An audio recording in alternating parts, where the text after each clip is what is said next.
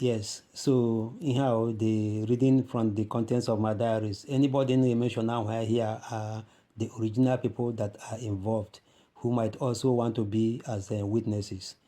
So actually, m ikwu okwu gbasara the early days of our parents' return to the village.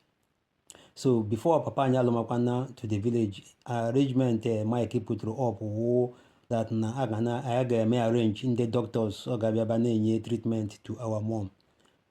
And that arrangement worked within the first year and the second year, at least up to the year 1986. So at that time, ụmụ papa anyị mmadụ atọ etoli awụ Mike, mụnwa na Chinedu anọ ụlọ, mụnwa na onwe m anọ m na Lagos na-arụ ọrụ. But I made it at the point of duty that every holiday I'll have to go back to the village to go and see how my mom was faring.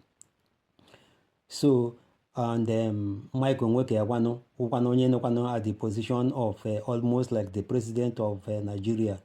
Yaga with the entourage ya, with the convoy, military police officers, the security guard. So she gburugburu siren ha bubata inside the compound. Then he guzoro hana Mike ekwu okwu few minutes ya ji ebeke ya ha tozuo wine heme ihe ndachọrọ himeni. Then they go back. So that was not the kind of environment, that was not the kind of situation which our dad planned out or anticipated in order to be able to sit his son down and say one or two things to him. So that this kind of scenario played along for so many years. And even more on age on holidays. My dad and my mom I got take one opportunity of my registering my presence, and each time I come, there will be a time that my dad will sit me down, hand down hospital to Mike, which Mike was not making himself available for him to hear from our dad. So my dad was saying all kinds of things, many things to me. So many of those things my dad was able to speak to me, many of them have begun to fulfill, and many of them have begun to come to pass today. And then that is why I have recorded those things in my own diaries, which today I have the privilege of trying to broadcast them. So this is what I'm doing right now. So I'm reading out many of these things according to what Papa and Mama were able to say to me in those days. So in that time of agreement that now the doctors are gonna be a treatment with to our mom because of the condition at home our mama. So that arrangement worked in throughout the year 1985 Papa Loro, and then part of 1986. So on Roland Banjiri law 1986, I think it was Christmas, I discovered that na agajeji motorcycle akworo our mom were ebe treatment. So I was not very happy with that arrangement because I'm running that na mama knew the hen that laid the golden egg. This was really a special treatment and respect our mom. And it's not because of the money was not there. Michael Zuchala with something he called money, which I don't know if it was money, but I can describe it as the tissue paper ekwesujiri shisho tula were fanyecha na Ghana must go mokani mekaton were pege ya ogego. I mean ego ejili eme anything fruitful. It is not the kind of money that is given to somebody who is resourceful. So also chakwana fleet of cars in there ozro ureje park ya n'ime compound ya ma ndị azụrụ ureje pega ndị ụlọakwụkwọ ha ji na-agba transport ma ndị ka eji decorate ụlọakwụkwọ ji aje park ya dị anyị guzoro adịghị enye gbaga ya dị. Now this is the situation that na agaje ji motorcycle ekworo our mother eji ahụ ureji na-eje ebe ejeje nye ya treatment. So towards the ending of 1986, maybe the doctor was not receiving his own agreement fee, or the amount the doctor now was not covering up his transportation to Umaganguru. Onamenoji decided that na mama na treatment in Ebekea, and as against him coming to Umaganguru. The motorcycle man eji abịaba na-akwọrọ ya n'iji akwụkwọ Umaganguru kwa. So ya ga-abịa ya gbabata ya mama anyị ejikwacha edu na motorcycle then akwọrọ ya jewa you can imagine nwa nwaanyị nọ at that situation a ga-eji motorcycle kpọrọ ya na galọpụ ọwụ that ụzọ dị smooth gbacha nwa jụọ my mom agba m that na eji ha agba tru ebe otulobi ịgbado otulobi ha gbafee to ụmụkabi from ụmụkabi ha dum ihe n'ebe ụmụwa. So you can imagine that na agaghị agba ikekwe ji ha agba through ụmụwa. I cannot, in my own position, I was so bitter, I was so angry about the whole thing that na aga m ebe abịa achọrọ m idu ni ka nje one day ka nje mara ebe this doctor nọ. How many things am I going to do for God's sake?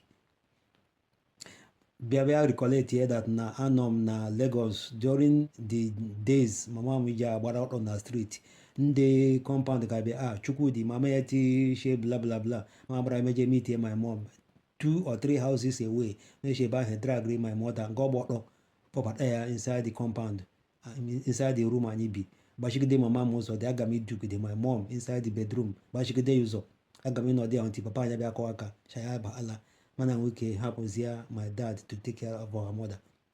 And now I have to now live back nga papa anyị lapụchakwanụ onwe adreesị papa m nyere m chi ngama ye chọra ngama je meet onye gachọrọ m ọrụ Chinedu ọrụ na redio Nigeria papa anyị tile ya nyere ya ọrụ ahụ.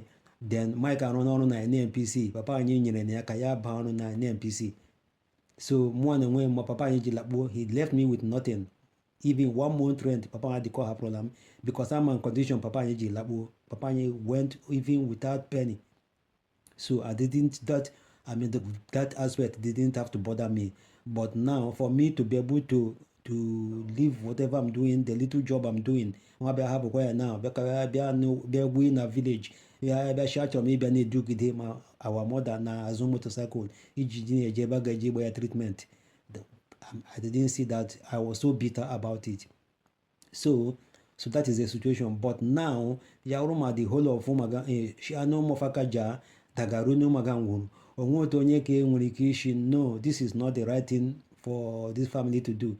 Ka ị chọta ga-eji kpọọ Mike jụọ ya shi ya enyi ya kpii mama ga-eji eju n'elu motorcycle eje na-akwagharị ya with this kind of illness or this ọma onwe ya ga-ekwu ya ni. So this is the situation that have to point that na ha kpọrọ ihe ndị kpee ji ha kpee ndị ụmụaka ngwuru ji araliga around Mike na ma ndị ụmụfaka ji ha mgbe ha jiri bido onye matụ Mike support ndụkwa ha emekwa na obi jiri shie ya ike ọ tụla sure that na ya nwere ike gbuo mmadụ even ya emetuo akpa Mike na hụ kpokrishi mmadụ dị ya ajụọ agaghị defend ya 100%. Nobody will say onye ihe o mere adịghị mma. So Umagangwu is 100% behind Mike and Mike knows this and there's nothing, he's not afraid of anything, he doesn't care about anything. Umafakaja will support Mike, Umagangwu will support Mike 100%. So and the whole of Umagangwu onwekwana onye bịara na ebe ashi no oti mama gị ya edu n'ele motorcycle adịghị mma ma gị nwechara all this motor ịpakịrị here. So that did not happen.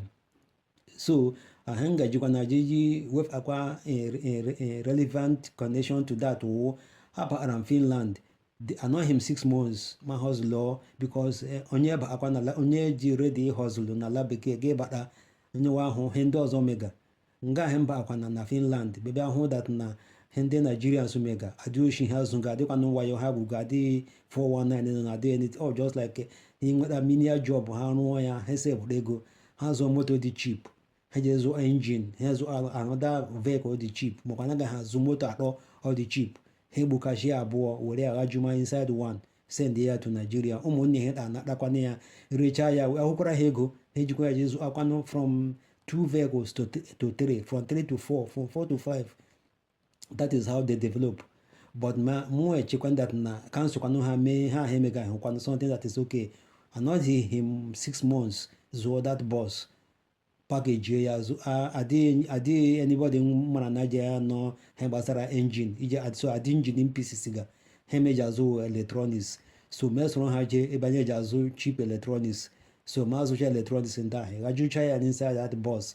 She a boss a ga-apado ya to Nigeria mụ na Joe ekwu okwu si oke ga-eji electronics ndị a were ji bido business ha pakwanụ the boss ọ na-eme yo flood ha return all the boss to face stack na onye ga-azụ the boss kwụọ m ụgwọ.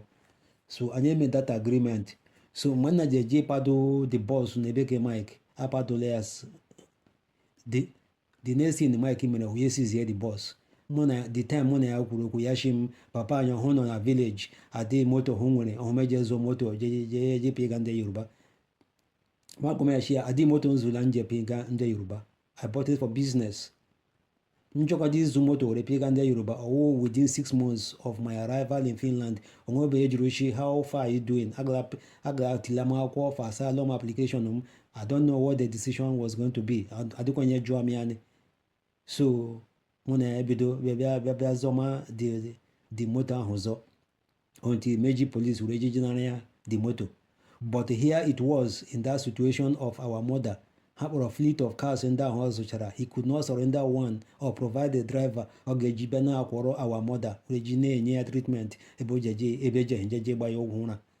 So nke onye na-eme ya dịrị ya a ga na-ekwufuta these things bit by bit, but I will make sure that I'm going to touch on every aspect of the content of my diaries. Adonye mwefaga hende ana share. It is a must that people should listen to it or hear what I'm saying. No, it's not a must, but it's just for future references, and I can be sure that I have printed out or I have broadcast my own content of my diaries for future in case onye get him only today. It may even be after I must have finished my life and gone.